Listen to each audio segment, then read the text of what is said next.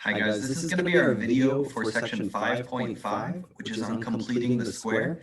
And it's just another strategy that we have to solve quadratic equations. Now, one of the cool things about completing the square, we've seen some other strategies, say factoring. I love factoring.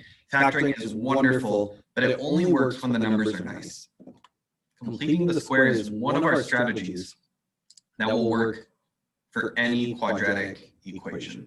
So this is one that will always work. Unlike factoring, unlike graphing, if the numbers are super nice, sometimes we can graph it reasonably well and find those solutions. Completing the square will always work. And it starts with a really simple fact that you guys know. If x squared equals 49, we have something called the square root property, which basically just says we can square root two sides of an equation and it will still be true. That means that x equals, and we'll say plus or minus 7 here. We can take the square root of both sides, and it's really easy to do if both sides are perfect squares. So that's kind of our intro into what we're looking at today. Now, right here, we won't stare at this too long because it looks a little complicated and maybe more so than it needs to be. But a perfect square trinomial.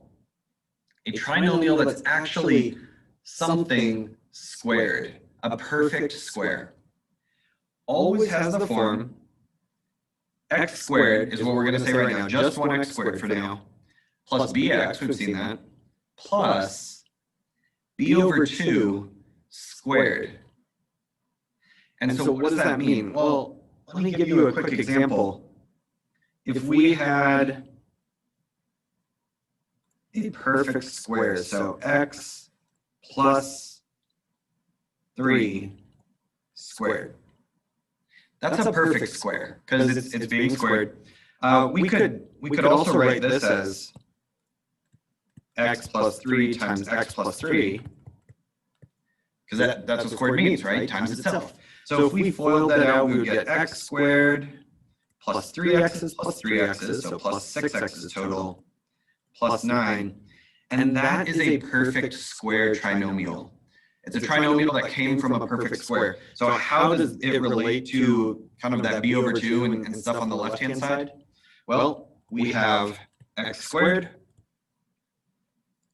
We have some value b over x, and then what is true? Well, if b is 6, like it is on our right-hand side in red, then 6 over 2 is 3, 3 squared is 9, and that's what the c value will be. So there's definitely a relationship, and we can always find these things where if we have x squared, we have some b value, and then b over 2 squared is the c value, then it's a perfect square trinomial, and we're going to get to the point where we just instinctively recognize that. So for example here, x squared plus 4x plus 4. Do we have a just x squared? Yes. We have plus bx. And then the question we ask ourselves, I'm saying, is this a perfect square trinomial? Is this c value the same as b over 2 squared? And b was 4, so 4 over 2 squared, that means 2 over 2 is 4. So this is a perfect square trinomial. What does it look like? Well, it's going to be x and x if we factor it. We can see the signs are the same. They're both pluses, x plus, and we're looking for two numbers that multiply to be 4, add to be 4. This is just x plus 2 times x plus 2. This is x plus 2 squared because it's a perfect square trinomial. What about this one? We have just x squared, that's good. There's our b value. Our b value is 16, so is 16 over 2 squared the same as our c value? 8 squared. Yes, it is. So this is a perfect square trinomial. And so what is it? Well, again, we can kind of almost sort of factor in our minds. We know it's going to be something times itself. X and x, plus and plus. And then how do we find this missing value? Well, it's either b over 2 or the square root of c, whichever one you want. b over 2 is 8, the square root of c is 8, x plus 8 squared. And you can picture if we FOILed this, that x plus 8 times x plus 8, 8 times 8 gets us to 64. So that's why it's the square root of c.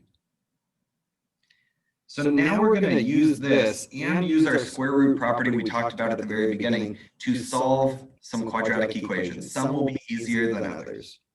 X squared plus 10x plus 25 equals 49.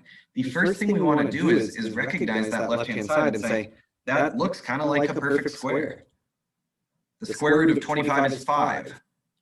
b over 2 is 5. So they match. I'll write that out just so we can see it. So square root of 25 is equal to b over 2. And so that's how we know this is a perfect square. And I can just write it out. I can say, well, x, it's going to be pluses, looks like, because both sides would be pluses. And x plus what? Whatever we get in this step here. That's 5, right? This is just x plus 5 squared. Equals 49. So square root property, we have perfect squares on both sides. Let's take the square root. I'm going to say x plus 5 equals plus or minus 7. So then how do we handle this? We need to subtract 5 on the other side. So I'm going to say negative 5 plus or minus 7. The plus or minus has to stick with the 7. So x equals negative 5 plus or minus 7. And let's just find those two numbers. Negative 5 plus 7 would be 2. Negative 5 minus 7 would be negative 12. And those are my two answers. So if we have a perfect square trinomial, we can write it as just a perfect square. And then we can take the square root of both sides. And it's pretty straightforward to find the answers after that. Because we're done with squares after we've taken the square root. X equals 2, negative 12. How about this one? X squared plus 8x plus 16 equals 20. Is it a perfect square on the left? Well, I see b over 2. Does that equal the square root of c? And they do, because they both equal 4, right? 8 over 2 square root of 16. They both equal 4. So that tells me I can write this as x plus 4 squared equals 20.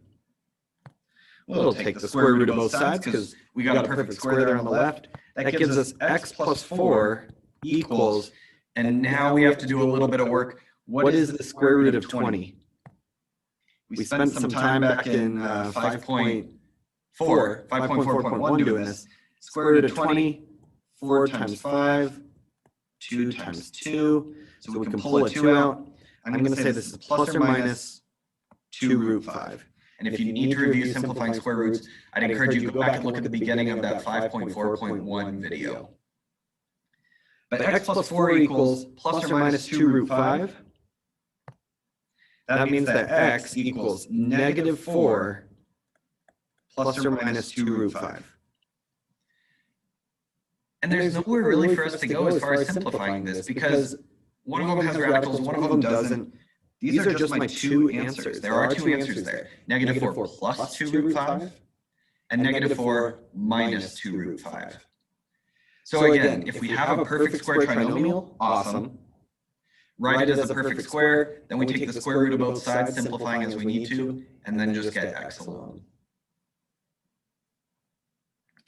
So, more difficult one. 2x squared minus 10x plus 25 halves. So how do we do this? Well, what we're going to do is, if you remember, for us to use completing the square, we want just 1x squared, right? And here we have 2. Unfortunately, this is an equation, and it does equal 0 on the other side. So my first step, I think, is going to be, let's divide everything by 2 to get rid of that 2 there. That gives us x squared minus 5x's plus 25 over 2 over 2 over 1. And so we can come over here real quick and say copy dot flip 25 over 2 times 1 over 2 gives us 25 over 4. So copy dot flip dividing fractions, again, something we've seen before, equals 0, because 0 divided by 2 is still 0. So now that we have just 1x squared, let's check, is this a perfect square? Is b over 2 the same as the square root of c?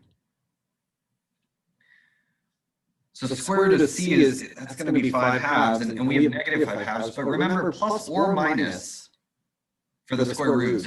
So minus 5 halves does match minus 5 halves. This does check out as kind of being in what we get here. So they do equal negative 5 halves. The b over 2 and the square root of c both equal negative 5 halves. So this is a perfect square trinomial, and we can write it as such. X, I'm just going to use that minus 5 halves that I just found, squared equals 0. Okay, take the square root of both sides.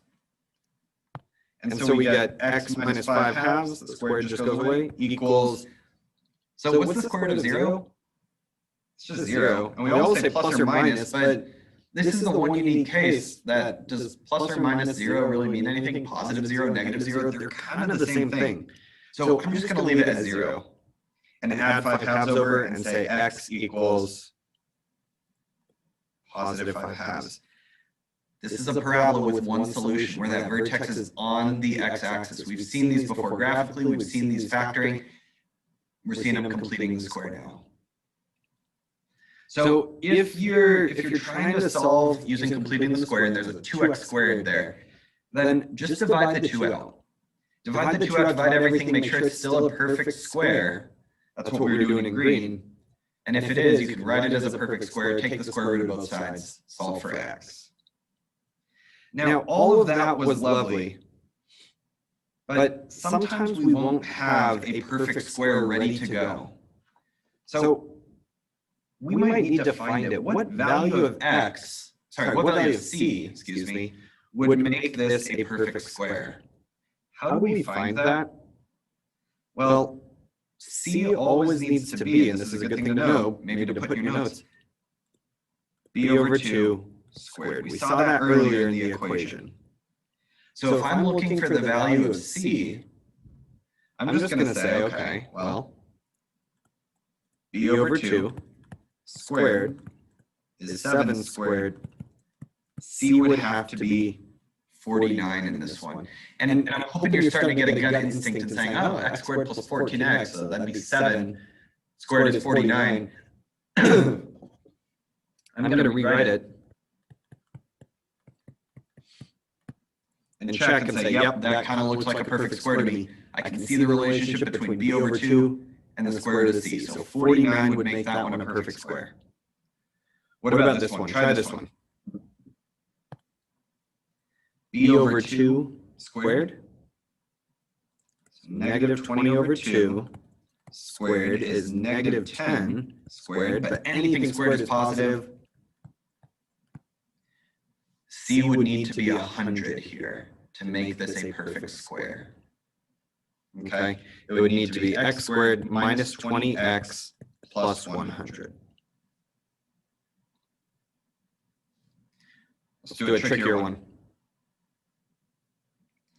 3x squared plus 72x plus c.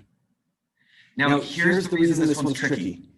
A must equal 1 to complete the square. We know that. So you say, okay, let's divide by 3 everywhere. Yes. Yes. So let's see what happens. If we divide by 3 everywhere, meaning pull the 3 out, there's no equal sign, so we can't just divide on both sides.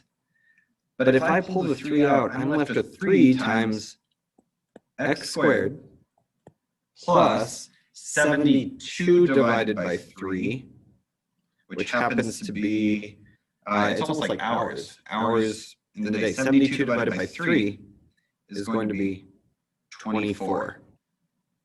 So plus 24x's plus, what is c divided by 3? Well, we can just say c over 3. Okay, so here's the subtlety now. We're saying, how do we make this a perfect square trinomial? So we're saying we need to find that value. And so I'm going to take my b value and say b over 2 squared, just like it was. 12 squared equals 144. And that's what would need to go in there to make it a perfect square, right? 144. However, that is not the answer to this question, because what value of c? Well, we just found the value for c divided by 3, which is all well and good. So we know that c over 3 needs to equal 144. How do we get the actual value for c, like before we divided by 3? Well, let's just solve this. So multiply by 3 on both sides. C is equal to 144 times 144 times that 3, 432. We would need it to be 432, and then let me just demonstrate again why, if you didn't catch it. That would make this 3x squared plus 72x plus 432, except I know I need to divide the 3 out, so 3x squared plus 24x plus, I now know this is 144, and then now we can see that relationship that we are good to go. It is a perfect square. It would be 3 times x plus 12 squared. So this one was tricky because we had to divide the 3 out first to figure out and know what the c value would be. Last one, again, getting a little fun with fractions. This one is just x squared, so that's good. So what value of c do we need? Well, we need b over 2 squared, right? That's what we've been saying. The c value is b over 2 squared. So square top, negative 15 squared. I know it's going to turn positive, so I'm not going to put the negative in there even. Just 225 over 4. Even if they're fractions, just square the top, square the bottom. b over 2 squared. Okay. All right, all of this building to the final part of this lesson, which is, what if we don't have a perfect square trinomial? We really wanted one. It's nice, it's easy to solve if we're given one. But I mentioned at the top, we can use completing the square for any quadratic equation. So what if it's not already a perfect square? Well, here's what we're going to do. We're going to make it a perfect square. We're going to move the current c to the other side. We're going to complete the square, hence the name, on the left, and then we're going to solve. So take a look here. X squared minus 8x plus 15 equals 0. So the first thing we do is say, is this a perfect square trinomial? And we say, is b over 2, is that the same as the square root of c? And we can see no, because the square root of 15, that's not going to be a whole number. It's not going to be negative 4. So it's not a perfect square right now. So here's what I'm going to do, and pay attention to my spacing. I'm going to say x squared minus 8x, and I'm going to leave a very suspicious space, and I moved the 15 over. I subtracted 15 to the other side. Here's what we are going to do. We are going to add something. We're going to say plus blank on both sides, because we got to add it to the same side. Or we got to add the same thing to both sides to keep it equal. And now we're going to say, well, what would make it a perfect square on the left-hand side? What would make it a perfect square? Well, we just practiced that. It's b over 2 squared, so negative 4 squared.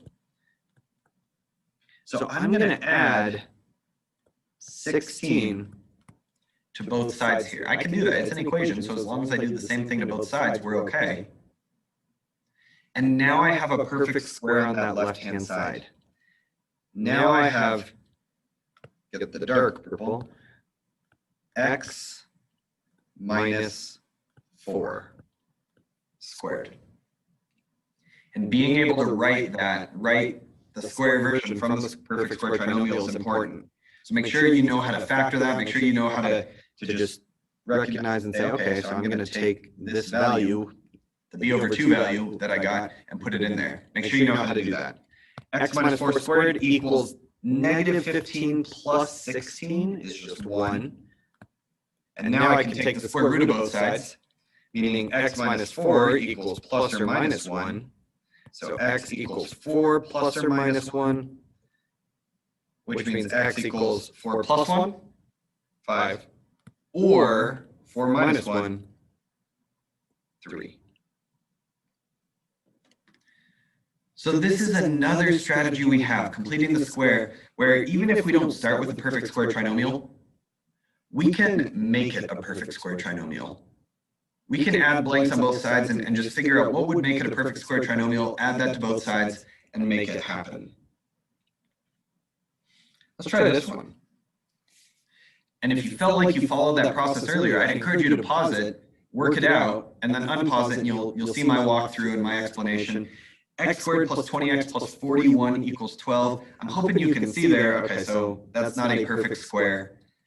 41 is not a perfect square. So I'm going to move that 41 over to the other side and say x squared plus 20x and leave a big suspicious space equals 12 minus the 41 that I'm moving, negative 29. Plus blank, plus blank.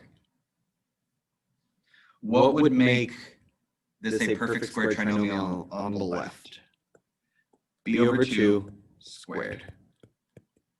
10 squared plus 100 plus 100. And that means that on the left, I now have x plus 10 squared. Again, knowing how to factor that, knowing how to write it as a perfect square trinomial, make sure you know how to put that into its squared form. X plus 10 squared equals whatever negative 29 plus 100 is, so 71. We can take the square root of both sides, x plus 10, and here's an example where we can't simplify the square root of 71. There's nothing we can break it down into and pull out. So plus or minus root 71, is that okay? Yeah, absolutely. That just means that my final answer is going to be x equals negative 10 plus or minus root 71. It won't always come out beautifully, but that's okay. That's okay. This is still it really is a beautiful answer. Negative 10 plus or minus root 71. Those are my two solutions. So again, moved the 41 over, figured out what to add on both sides to make it a perfect square trinomial, wrote it in perfect square form, took the square root of both sides, solved for x. Hopefully, if you worked this one out on your own, that is what you got. All right. Last one. X squared plus 3x plus 4 equals 2. Not a perfect square right now because we can see b over 2 does not equal the square root of c. That is not a true statement, so I'm going to get rid of my 4, move it to the other side. I'm going to say plus blank, and say, what can I add here? Well, yeah, I lied. There was one more after this, I just realized. What can I add here? Well, I need to add b over 2 squared. It's a fraction, square the top, square the bottom. I need to add 9 over 4 to both sides here. So on the left-hand side, what is that as a perfect square? I know it's x and x. I know it's plus and plus. And then remember, it's whatever I got from b over 2, so plus 3 halves squared equals, what is negative 2 plus 9 fourths? 0.25. And I love fractions, so I'm going to hit math, turn it into a fraction, and it's going to tell me 1/4. So now I have it written as a perfect square on the left, square root, x plus 3/2 equals, what is the square root of 1/4? Square root at the top, square root of 1 is 1, square root of 4 on bottom is 2, plus or minus. X equals negative 3/2 plus or minus 1/2, which means x equals negative 3 plus 1 would be negative 2/2. Negative 3 minus 1 would be negative 4/2. And we'll just simplify those fractions. Negative 2 over 2 is negative 1. Negative 4 over 2 is negative 2. So I wanted to show you an example with some fractions in there. Maybe not our favorite thing in the world, but definitely still doable. We still follow the same process. Make it a perfect square, b over 2 squared to both sides. Write it as that perfect square and take the square root and then simplify your answer solving for x. All right, I realized, like I said, there was one other problem that I did include on here because I wanted to show you this last variety. X squared plus 2x plus 2 equals 0. Not a perfect square yet. So I'm going to come here and say x squared plus 2x is equal to negative 2 plus blank plus blank. What would make it a perfect square? b over 2 squared, which is just 1 squared. I need to add 1 to each side. On the left, perfect square, x plus 1, because it's whatever b over 2 was, squared, equals negative 1. And at this point, you're starting to see why I threw this example on. Square root both sides. What does x plus 1 equal? It equals I. Specifically, it equals plus or minus I, the square root of negative 1. Right? We talked about that in 5.4. It's an imaginary number, which means our result is going to be a complex number, negative 1 plus I and negative 1 minus I. Negative 1 plus or minus I. When you use completing the square, sometimes you will get imaginary complex results, just like when we solve it in other methods. So I did want to throw one more problem on here and show you that, make sure you at least saw it. It just happened when we took the square root of a negative number on that right-hand side. Square root of negative 1 was I, so x plus 1 equaled plus or minus I. X equals negative 1 plus or minus I. So we've covered a lot of ground in this video with completing the square. It's going to take some practice. Make sure that you are doing those problems. Make sure you are asking me if you have questions. If you have questions about the method or just problems, specific problems, I should say. But this is completing the square. It's a fantastic method because it works every single time. For imaginary results, for when we have 2 solutions, 1 solution, it works no matter what. And the same cannot be said of factoring. It's not always true. So guys, this is 5.5. I know it was a lot. You might have to pause, rewind, rewatch a certain example, but I'm hoping this helps. If you have questions, let me know, and I will see you next time.